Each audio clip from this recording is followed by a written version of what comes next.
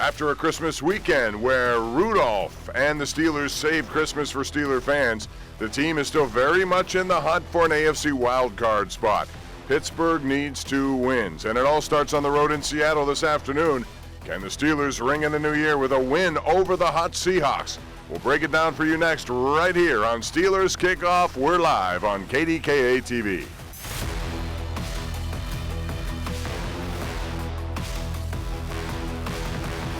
Welcome to BetMGM Steelers Kickoff. Good morning, everyone, and Happy New Year. You're looking at Lumen Field, home of the 12th man in Seattle, Washington, site of this New Year's Eve matchup between the Steelers and Seahawks coming up at 4 o'clock this afternoon. And welcome inside our KDK studios for another edition of Steelers Kickoff. I'm Bob Pompeani, flanked by the quarterback of the program, Mr. Charlie Batch. Rich Walsh, along with Jerry Dulac, will be along momentarily as they join us from Seattle. It was a big win for the Steelers last week, and it keeps their playoff hopes alive for at least one more week. They're operating at a 12% chance at this point. Mason Rudolph was inserted into the lineup, and the offense clicked better than it had all season. Wide receiver George Pickens had a career night, and the defense held their own against a Bengals team that had won 3 straight heading into this contest. You look at the numbers between last week's game and the average of the first 14 weeks, the team more than doubled their scoring average, also nearly eclipsing 400 yards. This team has only had 300-plus yards in just 5 games all season long. So, head coach Mike Tomlin announced that Mason Rudolph would be getting the start once again this week, citing that he earned another look and has the confidence of the coaching staff and his teammates alike. Kenny Pickett is officially questionable heading into this matchup. So, Charlie, Coach Tomlin made the decision early in the week to go with Rudolph as a starter. It looks like Pickett is healthy enough to be there, even though he's questionable. Was this the right move for them? It is, and I think when you look back on the decision that's made, it's because of the outcome in the game that Mason Rudolph played. Did he shock a lot of people? Absolutely, including myself. Kudos to him for knowing what to do and going out there and moving this offense. So now you do that at home. Now the next big opportunity here is going on the road, which is going to be a tough place to play. That's why Mike Tomlin made this decision to say, hey, we're going to go with the veteran in this particular case. And Mason Rudolph had a whole bunch of firsts that also turned into be career highs in this game last weekend. Take a look at them. He set career marks for passing yards in a game, points scored, first multi-score win, and longest completion of his career. Meanwhile, he had 3 plays of at least 40 yards in that Bengals win. And to put it all in perspective, the Steelers had only 2 plays of more than 40 yards in the previous 5 matchups. Now it's time for the quarterback analysis, which is brought to you by Cleveland Brothers. So, Charlie, what did you like about his game? What did he do after basically 2 years of rust to come in there and move this team as well as he did? He did, and I think when you look back, he was aggressive on the offensive side and pushing the football down the field. You see right here on this play right here, 86 yards to George Pickens right there. That was the 3rd longest play in Acrisure history behind Landry Jones and, of course, myself in that particular case. But either way, Mason was able to go out there, deliver the football down the field. I like how quick and decisive he was when he's going in that manner. So kudos to him, and a big props to Mason Rudolph in that particular manner. And that toe tap was a great one there by George Pickens. It didn't look like he got those 2 feet in, but he did. Now it's time to head to the Pacific Northwest. Rich Walsh and Jerry Dulac standing by with more about the Steelers quarterback situation. Gentlemen, take it away. Good morning. All right, good morning. Thanks a lot, Bob. I'm in downtown Seattle outside the Steelers Hotel. You can see the buses behind me getting ready to take the players over to the stadium in about an hour. And, Jerry, let's get right into the decision to start Mason Rudolph over Kenny Pickett. I want to take a look at this graphic. It's very telling, and I think some of it is a big reason why you want to start Mason Rudolph over Kenny Pickett. As you can see, Pickett has more than twice as many starts. Completion percentage is about equal, but Rudolph has averaged more 40 yards per game, higher TD passes per game. Jerry, although Pickett does have fewer interceptions, Pickett said all week he's healthy enough to play. What do you think went into this decision to start Rudolph? You know, Rich, this isn't about overall statistics. This is about who is playing better right now, who has the hot hand, and who gives them the best chance to win. If this were a September or October game, Kenny Pickett would be back in the starting lineup. But it's not. It's a must-win game. These next 2 are.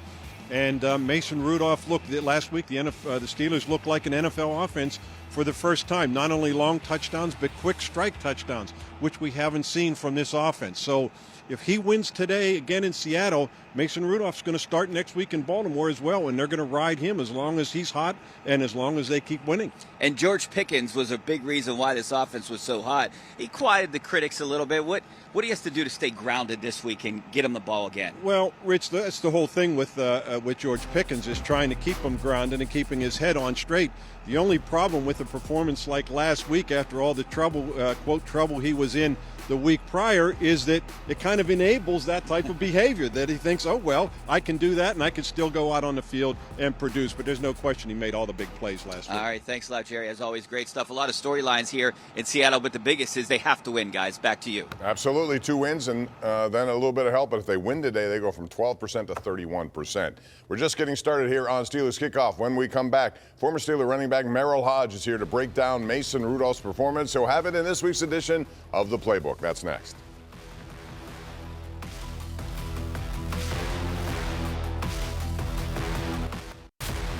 Welcome back to BetMGM Steelers Kickoff.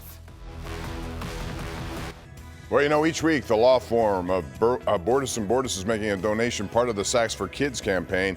For every quarterback takedown they have, this firm donates $500 to the cause. The Steelers have 52 total sacks, counting preseason. That's good enough for a $26,000 donation. Thank you to Bordas & Bordas.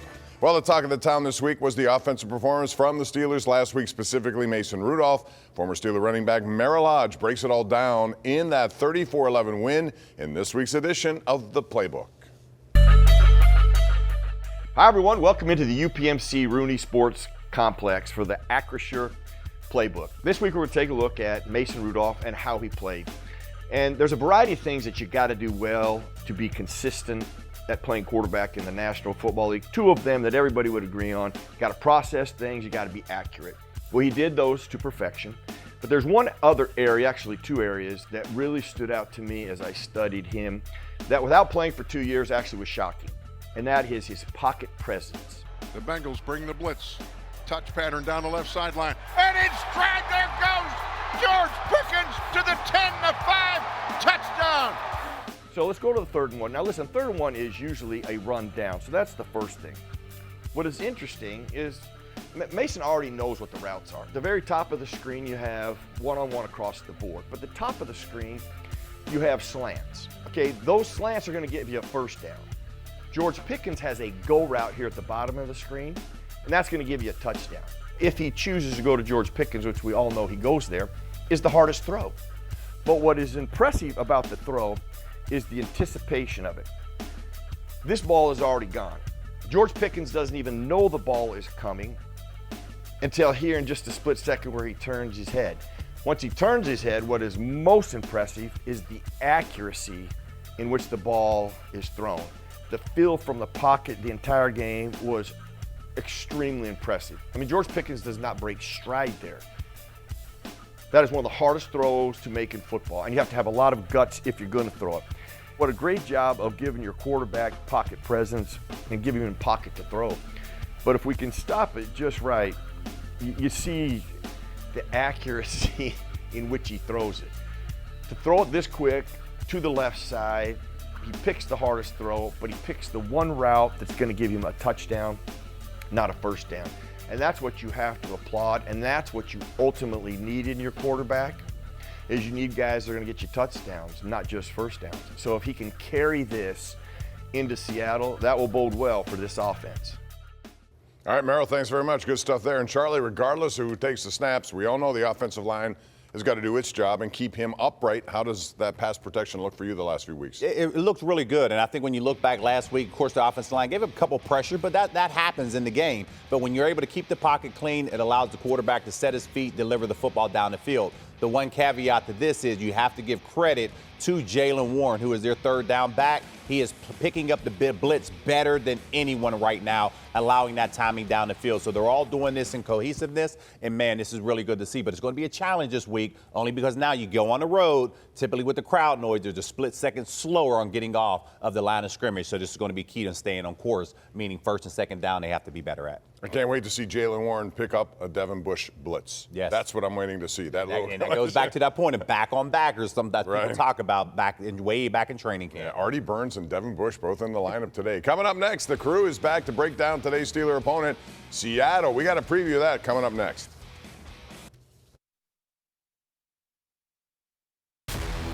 BetMGM Steelers Kickoff is presented in part by your Western PA Chevy dealers.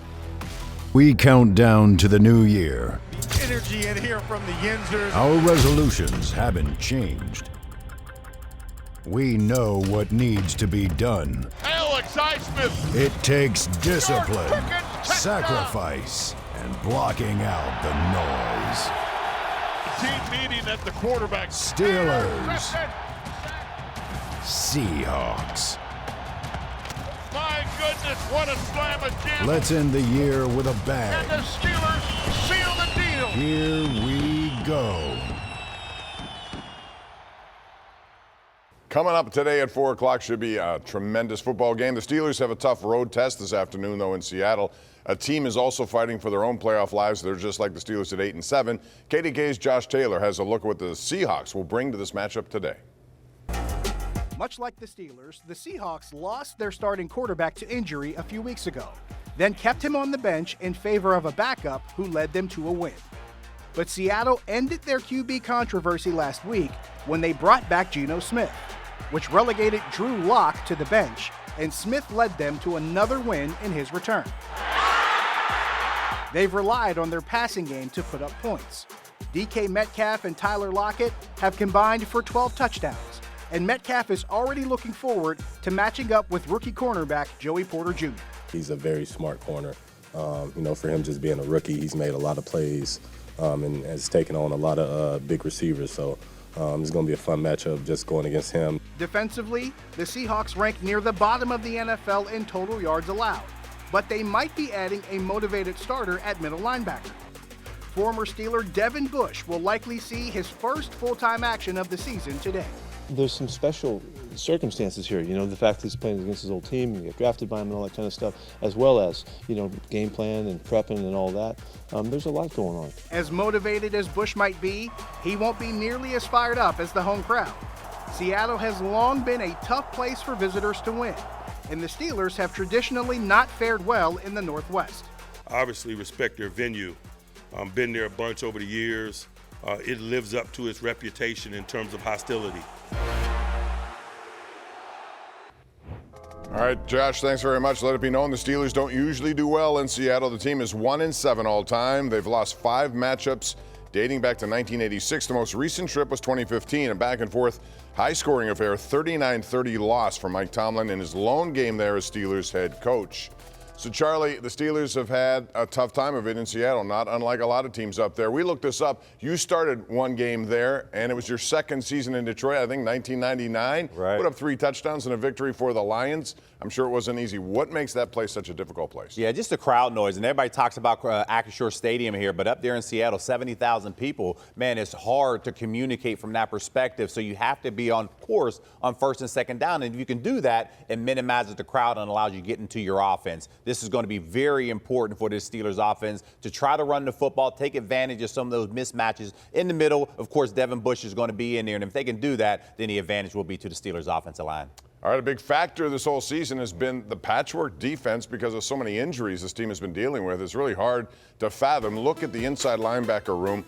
Compared week 1 to week 17, at one point you had Cole Holcomb, Quan Alexander, Elandon Roberts ahead of Mark Robinson. But now you have Michael Walker, Miles Jack, and Blake Martinez, all members of NFL practice squads this season. They're in the starting rotation. It's never easy to overcome losses. How do you think this group is done considering they're all practice squad guys coming in? Yeah, I think they've done a tremendous job under the circumstances. But again, playing at home allows you to do that. So now, can they now continue to do that? A lot of it is going to play into those defensive personnel groups. Sometimes there's 2 people rotating in, 3 people rotating in. So communication is important from the defensive coaching staff to make sure that they have the right people aligned on the field. All right, now it's time to send this program to New York City, where James Brown is standing by. He has a look at what's ahead today on the NFL Today on CBS. JB? Hey, Bob, thank you so much. Up next on the NFL Today, we begin today's doubleheader Sunday with a preview of the matchup between the Dolphins and the Ravens. Then Evan Washburn gets a chance to tap in with Dolphin star Bradley Chubb. And your Hall of Fame coach, Bill Cowher, breaking down the talented Dolphins defense. And that's before we look ahead as Patrick Mahomes and the Chiefs host the Cincinnati Bengals. But first, Coach's Guys, Bob and Charlie, they'll return when Steelers Kickoff continues right here on KDKA. Welcome back to BetMGM Steelers Kickoff. All right, welcome back. The preseason is just around the corner, or postseason, I should say. Preseason's over. We're looking at the postseason, and the Steelers are right there on the outside looking in at a playoff spot right now. So let's take a look at that playoff picture heading into this week's action. 3 AFC teams have locked up a playoff spot so far. The Ravens, Dolphins, and Browns still not knowing the number 1 seed, followed that Thursday night beatdown of the Jets by Joe Flacco. Man, the Browns are playing well. The Chiefs, Jags, Bills, Colts all holding on to spots at the moment, but Houston and Steelers and Cincinnati are all lingering. Meanwhile, the playoff scenario for the Steelers looks like this. They need to win out. The Jags need to lose or tie 1 game, and Trevor Lawrence is set to miss his first career start, by the way, this weekend. Then both the Texans and Colts need to finish with less than 10 wins. Right now, they both have 8, just like the Steelers. So, Charlie, of all these scenarios laid out, which do you think is the most likely to happen, and can the Steelers get into the postseason? It's definitely possible for them to get in based off the matchups that they have going on at this particular point. It's not going to be easy, but it starts, and you can't worry about scoreboard watching. It starts here in Seattle, knowing how important this victory is.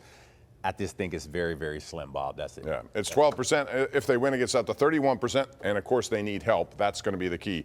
Back out to Seattle now. Jerry and Rich join us. Steeler fans, I think, should be Raven fans, at least for one day today, because with Baltimore win, they would wrap up the 1 seed and likely not play many of their regulars next week, guys.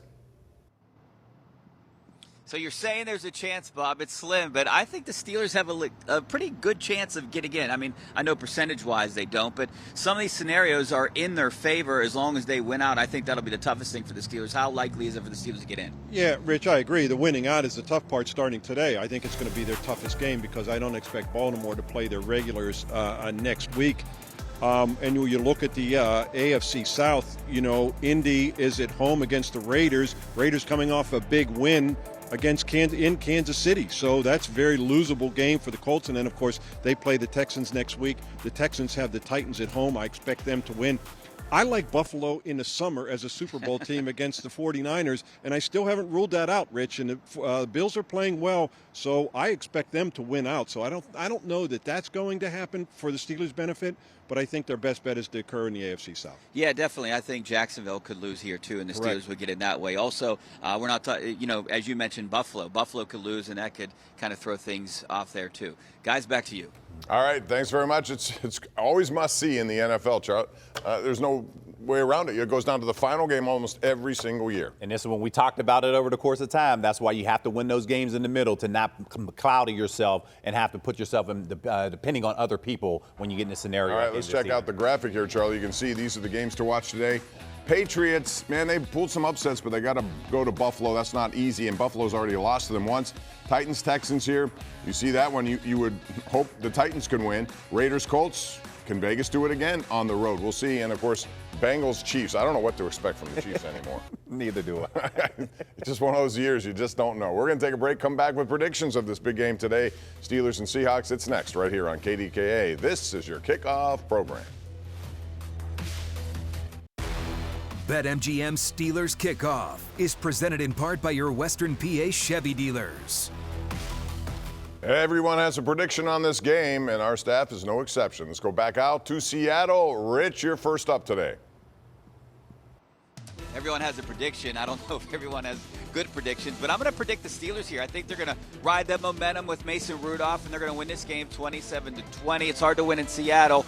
Seattle's 5-2 in this stadium, and it's loud, but I think they pull off the win because they're 2-0 in the Pacific so far this year. Rich, I don't like to base my picks on history, but the Steelers are 1-7 in Seattle, but today's players don't know what happened in the past. But in the present, Seattle's won their last 2 games in the final minute with touchdowns. That's a resilient team. I liked the Steelers' offense last week. Maybe we'll see more of it. But I still think the Seahawks are going to be tough to beat 24-20. I like them over the Steelers. Yeah, the Steelers haven't won here since 1983. Their last game in 15, 39-30 loss. We're split here in Seattle. Guys, what do you think? Charlie, what do you think? Well, for 3 months of the season, I had this team figured out. Now they enter December. When I pick them to win, they lose. When I pick them to lose, they win. So with that method, I'm picking the Seahawks to win 20-17. I just don't like the deep. I give those guys credit for coming in and playing, but they're so ravaged in that secondary. This Seattle offense is capable of going deep and going in the middle of the field. I think it's going to be a problem. Seahawks win today. All right, this is what we have. The NFL Today coming up on CBS, KDKA. Then we have a doubleheader for you. Dolphins-Ravens, you're going to want to watch that game. Bengals-Chiefs at 4 o'clock. Just a reminder, we have, right after the game, which is on Fox today, we have 2 hours of postgame. We got the Extra Point Show, and we have a special edition of the Ireland Contracting Nightly Sports Call on KDKA+. Mark it down. Lumen Field is going to be the place to be today. Have a great game day, everyone.